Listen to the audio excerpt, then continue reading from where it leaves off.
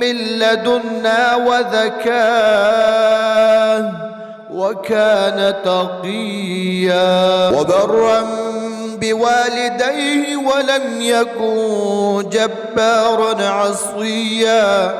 وسلام عليه يوم ولد ويوم يموت ويوم يبعث حيا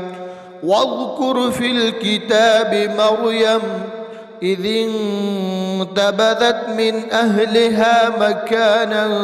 شرقيا فاتخذت من دونهم حجابا فأرسلنا